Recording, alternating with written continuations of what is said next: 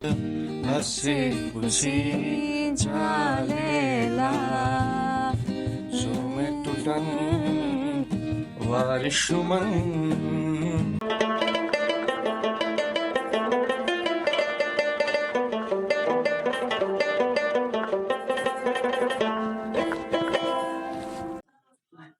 जियो और जीने दो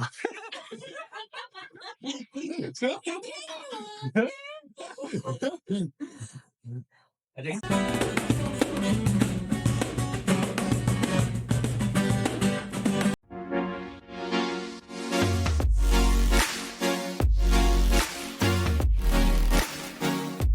guys, welcome to another old vlog of Kumra.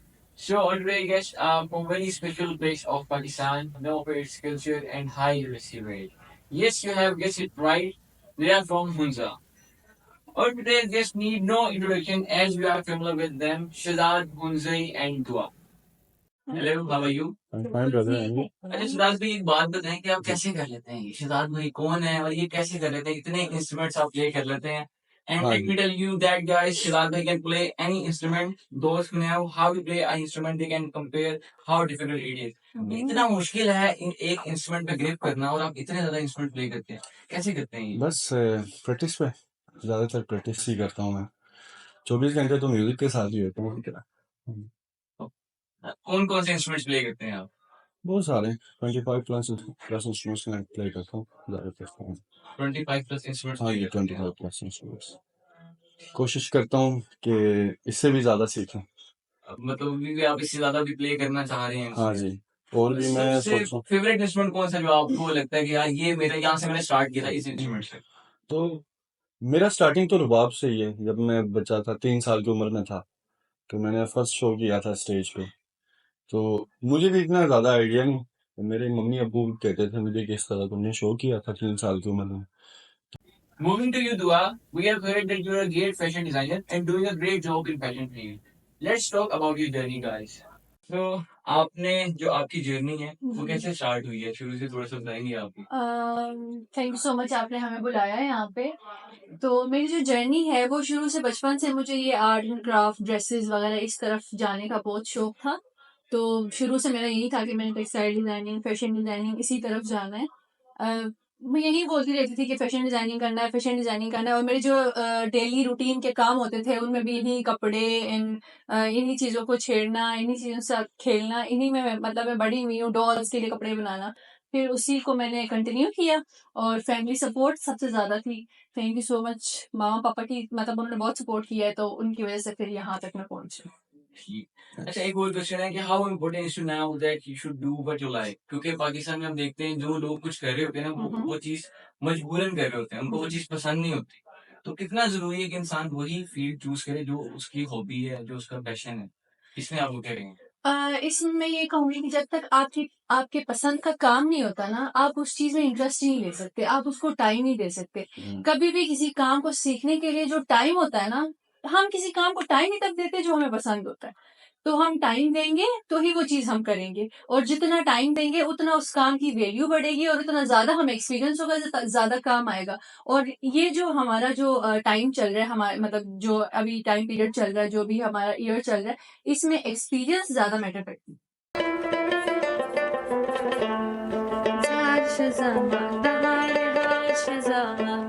कोई लाहौर और लाहौर आप लोग कब आए हैं आप कब आए लाहौर मैं तो कोई 7 साल पहले आया हूँ लाहौर और मैं 2 साल पहले हूँ और आप लोगों को कैसा लगा लाहौर आके मुझे तो बहुत अच्छा लगा लोग कैसे लगे यहाँ के लोगों का है थोड़ा इशू लेकिन मुझे लाहौर भी बहुत अच्छा ज्यादा इशू है बहुत ज्यादा हाँ लगा लोगों का इशू है लोगों क्योंकि का हम हाँ जी हाँ क्योंकि हम ऐसी जगह से आए ना जहाँ पे एक ही नेचर के लोग होते हाँ हैं जी ज्यादा ये पॉलिटिक्स वगैरह उनमें नहीं चलती इजी इजी लोग होते हैं हेल्पिंग लोग होते हैं मतलब ही नहीं होते यहाँ पे जरा देखभाल के चलना होता है कि क्या सोच रहे हैं मतलब सामने सही है वाला मैंने जितना भी देखा है ना अपने 7 साल की मतलब जो एक्सपीरियंस है मेरा उधर कुछ लोग उठाने वाले भी हैं कुछ लोग गिराने वाले भी हैं हाँ जी हर जगह यही मिलता है आपको क्योंकि देखिए हमारे उनसा में इतना ज्यादा कुछ नहीं होता है अभी दुआ ने बताया क्योंकि एक ही नेचर के लोग हैं उधर ठीक है क्योंकि स्टार्टिंग में जब मैं आया था तो नया ही था मैंने जितना स्ट्रगल किया है इधर मुझे पता है मेरे साथ जिन लोगों ने मेरे साथ दिया ना उनको भी पता है मेरे स्ट्रगल के बारे में हाँ जी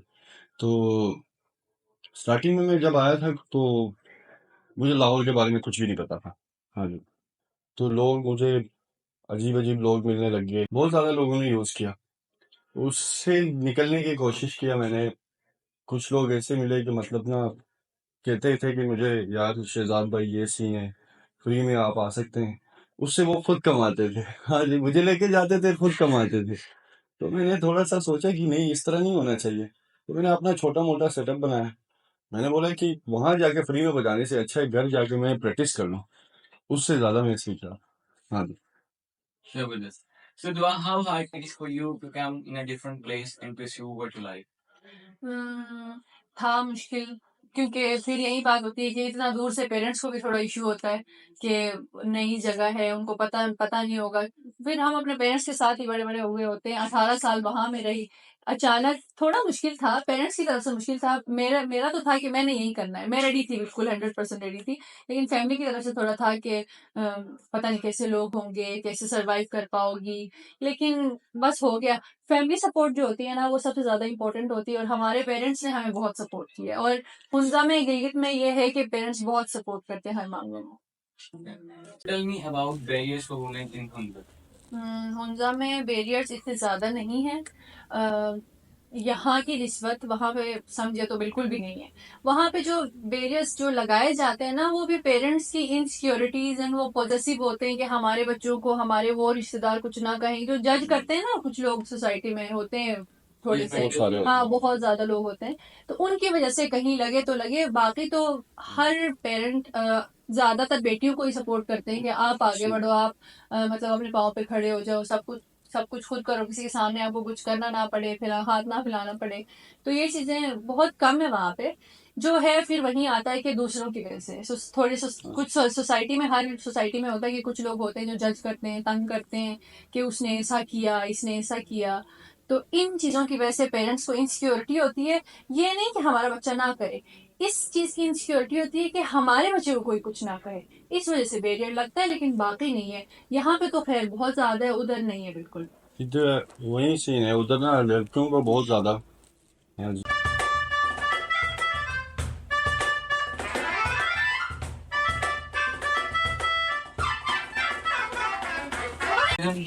तो feminism Honduras में भी है. फेमिनिज्म को क्या कहिए? Feminism। फेमिनिज्म के उसमें लड़कियां निकलती जगह राइट्स नहीं मिल रहे, जिससे आपने देखा होगा। नो, वहां पे नहीं है। वहां पे कोई कह ही नहीं सकता। वहां पे सबसे हाँ, ज्यादा सपोर्ट ही लड़कियों को किया जाता है, तो कोई क्यों गए? स्पोर्ट्स में लेके हर चीज में। हर चीज में। और इवन अवेयरनेस बहुत मिलती है लड़कियों को कि आपको कैसे आगे बढ़ना चाहिए, या फिर ये सारी चीजें बहुत ज्यादा है वहां पर। अनाउंसमेंट्स होती है कि ये चीज आई है, आप यहाँ पे पार्टिसिपेट करो। हाँ खुद जी। हेल्प करते हैं कि इधर पार्टिसिपेट करो स्कॉलरशिप के लिए। इवन आउट ऑफ कंट्री के लिए इतना लड़कियों को सपोर्ट किया जाता है। तो वहां पे फेमिनिज्म मुझे नहीं लगता। हुंजा में तो बिल्कुल भी नहीं है। ओवरऑल गिलगित की अगर बात करें, क्योंकि गिलगित में फिर बहुत सारे शहर आते हैं, उनमें थोड़ा हो सकता है, लेकिन हुंजा में बिल्कुल भी नहीं है। हुंजा के लोग बहुत सपोर्टिव हैं, बहुत लिटरेट हैं, वेल मैनर्ड हैं। उनको पता है कि हमने अपने बच्चों को कैसे मतलब आगे बढ़ाना है, वगैरह वगैरह। ऐसे ही है, क्लोज माइंड और ओपन माइंडेड पे फर्क पड़ता है ज्यादातर। हाँ जी। हमारे वहाँ पे ओपन माइंडेड है, कुछ क्लोज माइंडेड के लोग हैं। हाँ। और फिर तरबियत भी ऐसे की जाती है कि आप इजी होके रहो, और मतलब कैसे रहना है, माहौल के साथ कैसे आगे बढ़ना है, अपनी लिमिटेशन को सामने रखते हुए अपने सारे काम करना है। जैसे मेरा भाई है, मेरे साथ ही है, उसके साथ ही मैं आई हूँ। अगर इसने सपोर्ट किया है इतना ज्यादा, तो मैं यहाँ तक पहुंची हूँ। और हमेशा सपोर्ट करता है ये। और सपोर्ट तो बहुत ज्यादा है हर तरफ से।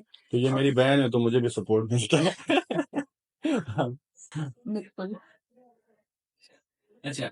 Tell us about equality like concept of rich and poor in Honduras also dating like rest of Pakistan. हम्म, वो भी फिर यही बात होती है कि इतना ज्यादा नहीं है। वहां के लोग हेल्पिंग बहुत ज्यादा है। यहाँ पे ये होता है कि लोगों को लगता है कि फाइनेंशियल हेल्प जो है ना, वो सब कुछ है। वहां पे ये चीज नहीं है। अगर किसी के पास किसी चीज की कमी है ना, वो भी पूरा करके उनको खुशी होती है। फॉर एग्जाम्पल, मेरी जो मदर है, वो एक वर्किंग वुमन है। वो जो उनसे हो सकता है वो हेल्प करती है। और जो लोग उनके पास आते हैं ना, वो अपनी तरफ से हेल्प करते हैं। कोई किसी के घर में कोई चीज है, कोई किसी के घर में मतलब एग्रीकल्चर में कोई काम करता है, कोई सब्जी वगैरह है, तो वो भी लेके आता है। सारा इक्वल चलता है। बड़े लोग छोटे छोटे लोगों की मतलब हेल्प करते हैं, और जो छोटे हैं वो फिर बड़ों की एक हेल्प दूसरे करते की हैं। मदद करते हाँ, एक दूसरे की हेल्प बहुत ज्यादा है वहां पे।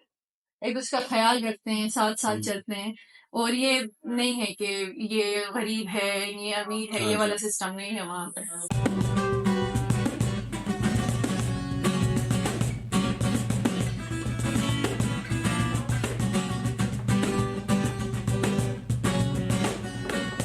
One wants to lead, तो उसमें ऐसे कौन से एलिमेंट्स होने चाहिए? और सबसे पहले तो उसको खुद पे ट्रस्ट करना चाहिए। और इंसान Motivation. सबसे पहले इंस्पायर खुद से होता है, और वो मोटिवेट भी खुद से होता है। तो उसमें इतना खुद पे ट्रस्ट होना चाहिए कि वो उसके अंदर मतलब एक सोच हो, वो एक थिंक करके रखे कि मैंने इस हद तक जाना है, इतना मैंने करना है, और मतलब बहुत ज्यादा स्टेप लेना है, मैंने बहुत आगे जाना है। अगर वो थोड़ा सा सोचेगी तो उसके हाफ तक पहुंच पाएगी, और अगर वो ज्यादा सोचेगी तो कम से कम मिडिल तक तो आराम से चली जाएगी। तो हमेशा लड़की को खुद पे ट्रस्ट होना चाहिए, और अपनी थिंकिंग को बहुत हाई रखना चाहिए। छोटी छोटी चीजें नहीं सोचनी चाहिए। ज्यादा दूसरों पे सोचोगे तो एतबार आप 50% तो कम से कम कर पाओगे। Give one positive and negative aspect of culture. हमारे कल्चर में, ओवरऑल पाकिस्तान के कल्चर में एक चीज़ है कि एक्सेप्टेंस नहीं होती लोगों में। तो वो चीज़ होनी चाहिए। और जो नहीं होनी चाहिए वो ये है कि जज नहीं करना चाहिए। अगर कोई मतलब नाउमीद हो रहा है, कोई कामयाब नहीं हो पा रहा, तो उसको डिसअपॉइंट नहीं करना चाहिए। उसको थोड़ा हौसला देना चाहिए कि आप दोबारा कोशिश करो, हम आपके साथ हैं। ये नहीं कि तुमने क्यों किया, ये वाला यहाँ पे ये वाला सिस्टम ज़्यादा होता, तो ये चीज़ नहीं होनी चाहिए। और दूसरों की कामयाबी में खुश होना चाहिए। इससे ये कि ऑब्वियसली अगर कोई अच्छा काम कर रहा है तो बाद में उसके भी तो काम आएगा ना। तो ये चीज होनी चाहिए, एक्सेप्टेंस और जजमेंट। मैं तो एक ही बात बोलना चाहूंगा, जियो और जीने दो। So शराबी, अब आप तक मूव करते हैं। हाँ जी। तो कोक स्टूडियो कैसे गए? यार मेहनत पे। कितनी मेहनत रिक्वायर्ड है कोक स्टूडियो जाने के लिए? आपके मतलब ना मेहनत पे है डिपेंड ज्यादातर। अब देखें प्रैक्टिस पे। हाँ जी, और लक की बात है। आजकल आपको पता है बहुत सारा टैलेंट है छुपा हुआ है, ठीक है ना। उनको उनका आगे आना बहुत मुश्किल होता है मार्केट में। हाँ जी, ये जो इंडस्ट्री है ना, पूरा इंडस्ट्री में देखे अच्छे बजाने वाली भी है, मुझसे भी अच्छे बजाने वाली भी बैठे हैं, लेकिन उनको ना सपोर्ट नहीं मिलता पीछे से। अब हमारे माँ बाप के सपोर्ट है ना, इसी वजह से, उनके दुआओं की वजह से हम इधर तक पहुंच गए। जी ऐसे ही है।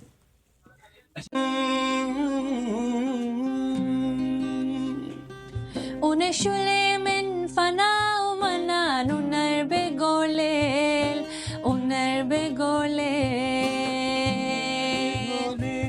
ونشلي من فنا ومنا نونر بقوليل ونر بقوليل كنت إشكي قمش بسن بلا ونر بقوليل ونر بقوليل كنت إشكي قمش بسن بلا ونر بقوليل ونر بقوليل شاهد شو الميدان ولو بتصر قدموسا بتصر قدموسا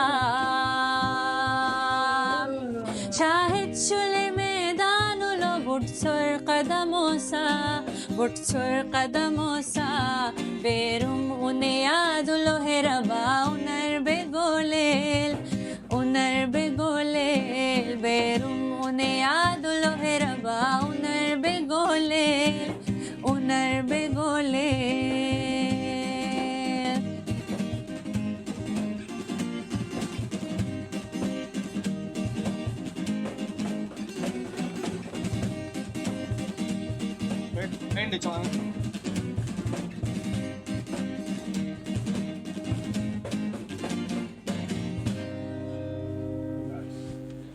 आपने म्यूजिक स्टार्ट कब से किया? यार मैं छोटा था बहुत ज़्यादा, मतलब कोई 2.5 साल 3 साल की उम्र का, तो मुझे ये नाजिल हुए। हाँ जी, अल्लाह की तरफ से मुझे गॉड गिफ्टेड है ये म्यूजिक। हाँ जी, मैंने उस टाइम अच्छा, आपको लगता है कि म्यूजिक अब मतलब आप सेल्फ टॉट हैं, आपने सब कुछ खुद ही से सीखा है? नहीं, कुछ लोगों से मैंने सीखा भी है। मतलब सब कुछ खुद ही नहीं होता, कोई टीचर होना लाजमी है। हाँ जी।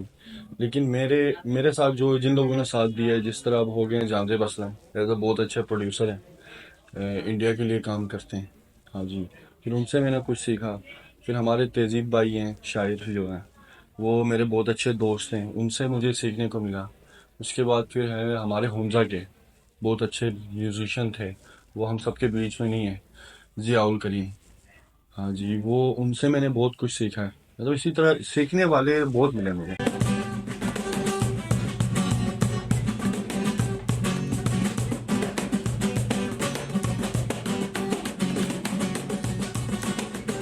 अच्छा सिद्धार्थ जी, अगर हम देखेंगे इंडिया में इंस्टीट्यूट्स हैं, प्रॉपर एकेडमीज हैं जहाँ से स्टूडेंट सीख के आते हैं, तो पाकिस्तान में आपको इस लेवल की कोई एकेडमीज नजर आती है जहाँ पर स्टूडेंट अपने टैलेंट वहाँ से लर्न करें और फिर एक प्लेटफॉर्म पर आए?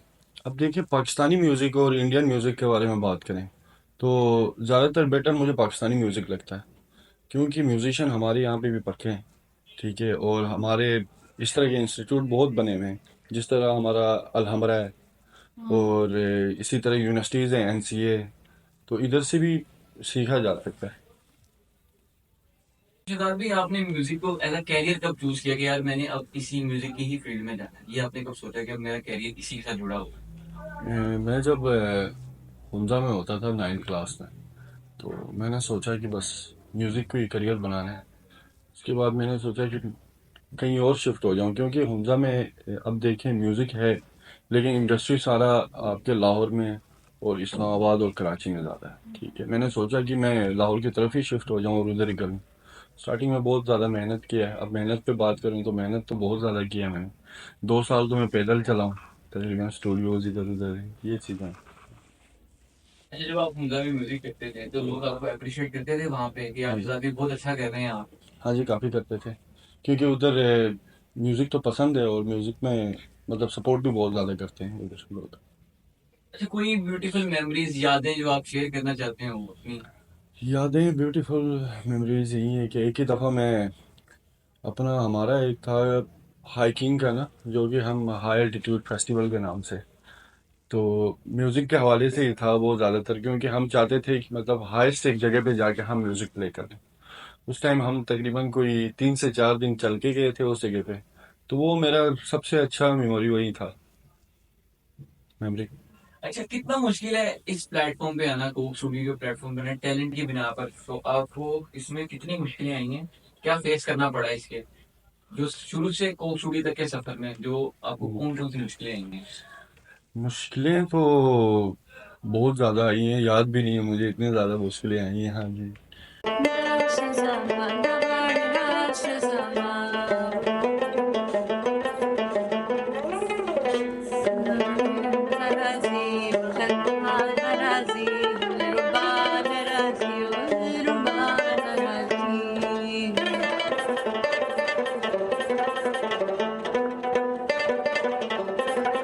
ये म्यूजिक इंडस्ट्री है, कोक स्टूडियो कैसे वर्क करता है, कैसे काम करता है? यार बहुत मुश्किल ही है अगर स्टूडियो की बात किया जाए तो, क्योंकि इनके साथ जैम्स करने पड़ते हैं 1 मंथ।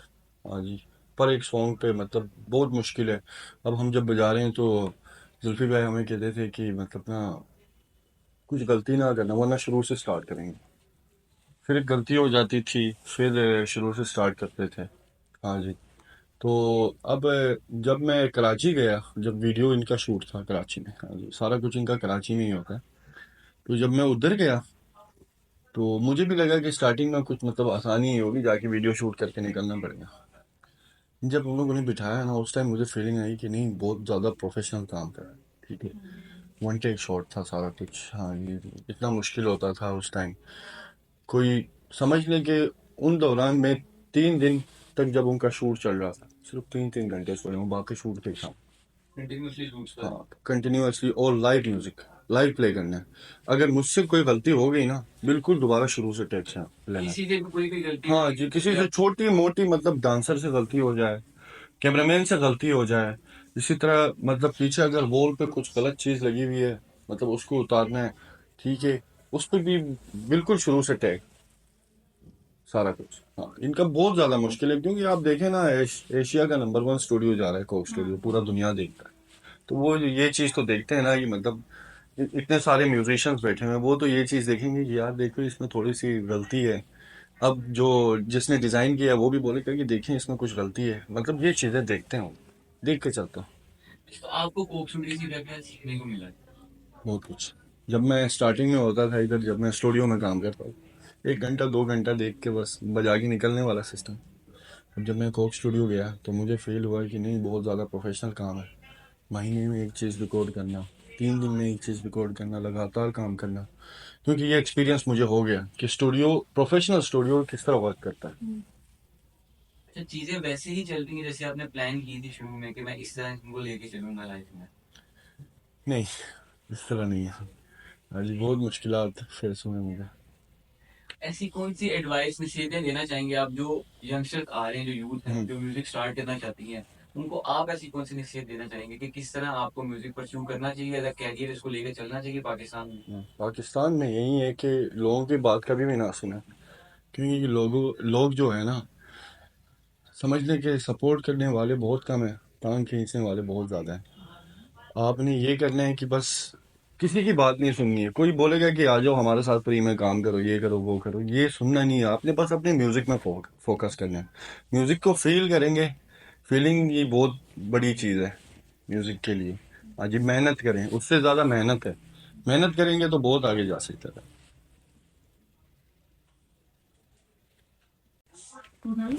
अच्छा, तो देखा जाता है कि मुंजा में बहुत सी किस्म की जुबानें बोली जाती हैं, तो इसकी क्या वजह है?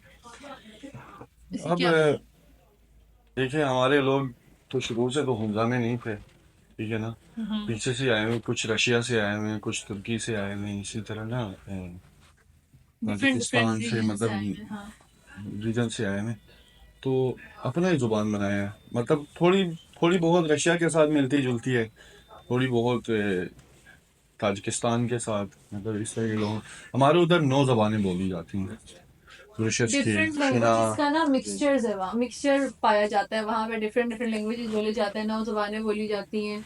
डिफरेंट रीजन्स में, डिस्ट्रिक्ट्स में डिफरेंट ज़बानें बोली जाती हैं। अब सिकरदो में वो लोग बल्ती बोलते हैं, हुंजा में बुशसी बोलते हैं, और जो हुंजा के सामने अब नगेन है इंडिया उसमें में फिर भी आप डिफरेंट, देखें हाँ, ना, उधर इंडिया में भी बुशसी बोली जाती है। बल्तिस्तान के लोग ही हैं, मतलब हाफ है। हाँ हाँ हाँ जी, हाफ है। उधर भी वही जबान, इधर भी वही जबान, सेम टू सेम ही है। इंडिया में भी, इधर भी बस थोड़ा बहुत फर्क है लैंग्वेज ड्रेसेस में में। डिफरेंस है आप लोगों हाँ के? जी, जी। हमारे कल्चर। ड्रेसेस भी सिंपल, शलवार कमीज ही है इसी तरह। हाँ जी। लड़कियों की एक टोपी होती है, उस लड़कों तरह, की डिफरेंट टोपी जिस होती तरह है। होती है लॉन्ग जैकेट, जो हाँ, हम शुका कहते हैं उसे, पुराने। वूल से बनी हुई हाँ होती है, और फेल्टिंग हुआ होता है उसमें, फेल्ट होके बनी हुई होती है। वो जो फेल्टिंग टेक्निक होती है ना, उससे बनी हुई होती कैप्स बनी होती हैं, वूल्स हैं। हाँ जी, जो आपने देखा होगा ट्रेडिशनल कैप, जो ट्रेडिशनल है। कैप हाँ, है ट्रेडिशनल हिंदुस्तान, कैप हाँ होती जी। है। उसके साथ ताज लगी होती है, बिल्कुल बहुत खूबसूरत सी। हाँ जी। तो व्यूअर्स, थैंक्स फॉर वाचिंग, और गेस्ट का भी बहुत शुक्रिया आने का। देखते रहिए Guna TV, stay tuned, good bye. Bye bye.